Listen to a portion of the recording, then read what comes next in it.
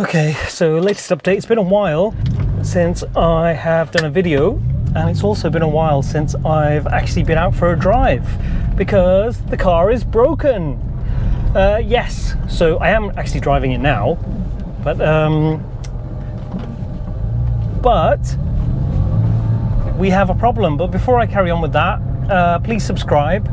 And I want to hear about all of your stories about buying Porsches, and hopefully not of them exploding, but of what a success your purchase has been. So anyway, back to how my 996 is broken. So as you know, I had the expansion tank swapped out and I put a new cap on it, and it drove great. No leaks for approximately 2 weeks. It was perfect.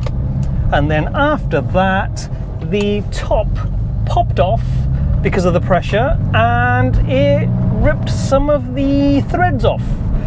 So, I mean, the water's still fine. There's no problem with the temperature. It's literally, it just took the edge of the threads off, so now it just clicks around when I try and tighten it.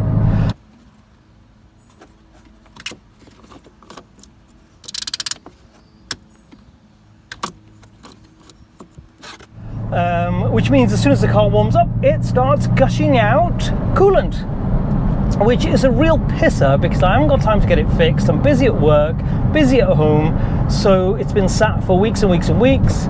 And I thought I'd just take you for a really quick drive and just let it warm up a little, and I'll do a video. Also, I've not driven my MG, which needs shock absorbers on the back, so it bounces around like crazy, but I've not been able to enjoy the weather, so I need to get that fixed. And also I've decided I'm going to sell that, but more about that in a bit. But I need to sell that to fund buying an old 911 or a 912. So update on that. So I went quite far. I traveled about 100 miles to go and see a 912 for sale for about 20 grand.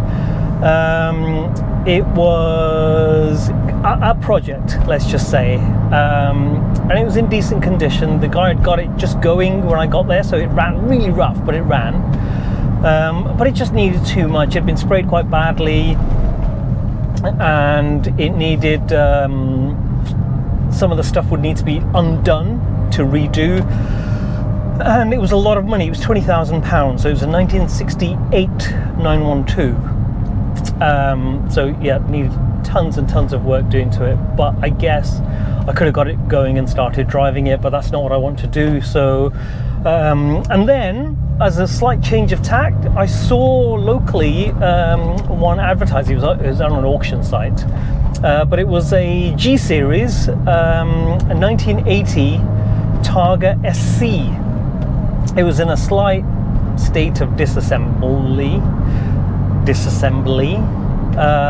but it worked, and it needed a bit of welding, and huge plus, it was right-hand drive. And I thought, oh, it's at £14,000 at the moment. If it goes for about 18, do you know what, I'll have that and I'll see what I can do with it. But it went for 26, so completely out of my budget. I mean, 18's out of my budget anyway, but I'd have to borrow that money.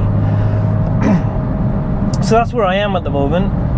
No time for anything, and the ones that I've seen now that are kind of vaguely in my budget, they're all in Italy, Denmark, Holland, the US. So I'd be buying completely blind. So if someone says, oh well, it's actually it looks fairly solid, it might arrive with just the body's completely had it and I need to rebuild it, which isn't part of what I want to do. So I need to keep looking. It feels a little bit, and someone has suggested revival cars near Heathrow. I looked there, everything's sold. The only things they've got are kind of £60,000. So I'm going to keep looking. The other thing is, yes, so back to the MG. I've really enjoyed driving it this year and last year, and it's had a couple of things: new battery, new gold coil, which has made a real big difference to how it drives. Fantastic. I've just changed the coolant yesterday, because I think with the older cars you need to change it every 2 years. It's not like the modern cars where it's every 10 years. So it drives great, apart from the shock absorbers that it needs, which are like, they're 3 bolts. They just bolt the new ones on, and that's it, and they're not even loaded heavily. So I'm going to get rid of that. The garage told me that it's worth, the MG garage, probably as a private sale, I'd get maybe £8,000 for it, which I think is pretty decent. So I'm going to keep, I might advertise that, or I might just put the word out and amongst people that I know, and see if anybody wants it. I'll be sorry to see it go after 22 years of ownership, but I think there's nothing more I can do with it. It's not really, I mean, it's a very popular mark, and it's one of the most common classic cars, and it's easier to work on, great fun to drive. It's been incredibly reliable, but I think it just feels like I want something different, and now I'm into this whole Porsche thing. Might as well just see that through for a bit. And also someone just told me about a 911 like this for sale for £6,000, but it was Tiptronic, bodywork was terrible, it had rust, the interior was knackered, but it had an MOT until next year. So if you wanted a Porsche 911, why wouldn't you? So I mean, I think that's pretty much it at the moment. I've just got no time for anything, that's my problem. And I don't know what to do about this car anyway. Am I just going to let it sit there until I decide what to do about that bottle, or do I just buy a new bottle? Another new bottle, because a new one's just been fitted,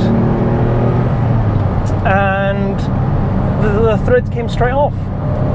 And that one was from Euro Car Parts for about £180. So should I go design 911? Should I go somewhere else? I don't know. Oh my goodness, I haven't driven this in so long. And this road has just been resurfaced, so it's brilliant. So I think that's what I'll do. I'll go back to Flat 6 Jack and say to him, can you please change it for me again? Not his fault, he did a great job, did it really quickly.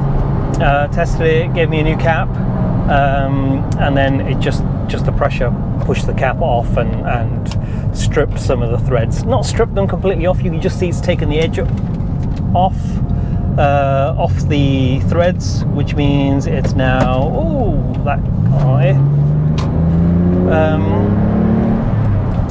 So I'm just gonna, I'm gonna have to get another one, and it just means that I can use it then. And so the search goes on for a 912 or an old 911. I can get one from Europe for about £20,000. No, I wouldn't. It'd be about 22,000, but it would be rusted to hell. Probably need a new engine. So it would really just be a rusty body shell that I'll be buying for that much. So I don't know. I don't know what I'm going to do. I'll keep looking. A funny thing though, on Instagram, someone messaged me and said, did I have any merch? And I didn't know what that meant. So I had to ask for clarification.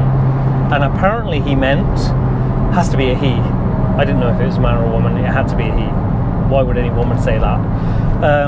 What he meant was, did I have any t-shirts for my YouTube channel with the logo on there, Flat Cap Driver? And at first I thought, is this some kind of joke? But no, he was serious. So I'm afraid I don't have any merch.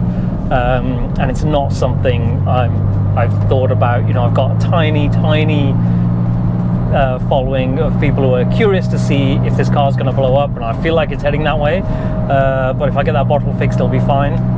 And I don't think there's going to be a big market for merch for my channel. But I really appreciated someone reaching out, and you know, I don't know if 10 people said it. Maybe I'll get 10 t-shirts printed for them. And and that'd be it. It's not going to be a thing that I'll be advertising saying, oh look, you can buy this, or a cap or something. It'd be weird. Flat cap driver, it'd have to be on a flat cap, right? Could it be on a baseball cap? That'd just be silly, surely. Anyway, so as it is, that stuff's not happening.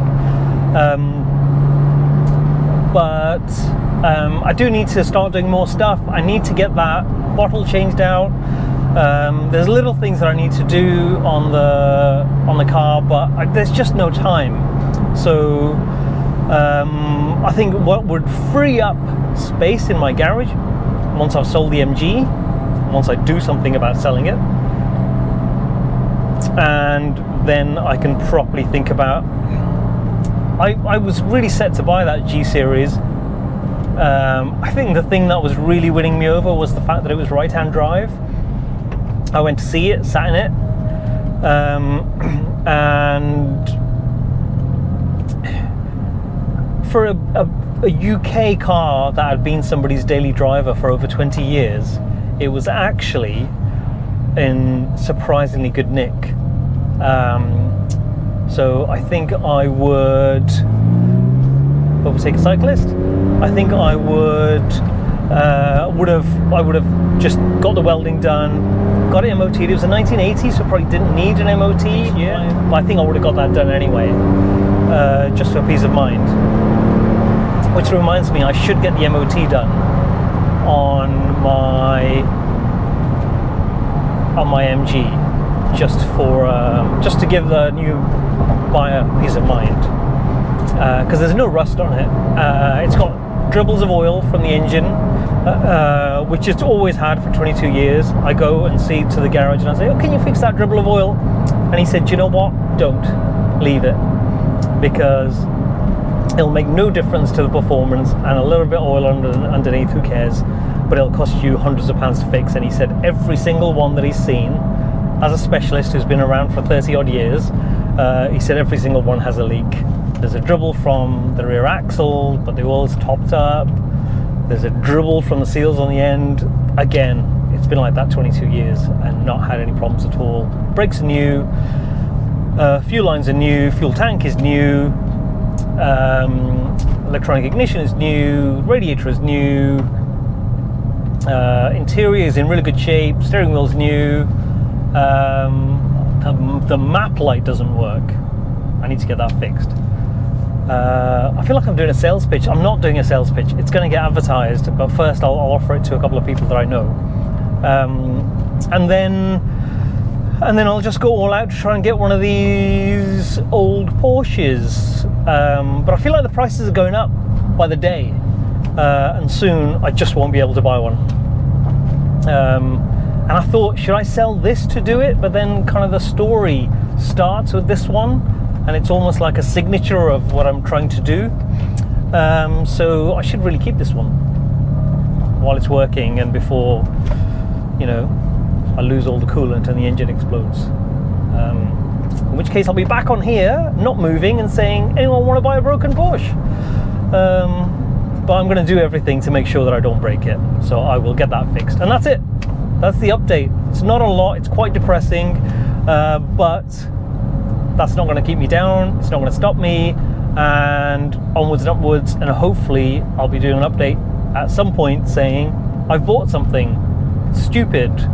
And I've blown every penny that I've got, and then some, because I've taken out a massive. I won't have taken out a loan from the bank. I'll have loaned it from somebody, and I wouldn't recommend doing that. So if you've got money in the bank, do it that way. Because if I buy it, I'll literally be using every penny I've got and loaning some money to go and buy whatever I buy. So the process of renovating, getting on the road, resto modding, whatever you want to call it, is going to be a slow one because I won't have any money. And I don't intend on doing a lot of work myself. I certainly won't be doing the welding or spray work, but we'll just see how that goes. And that's it.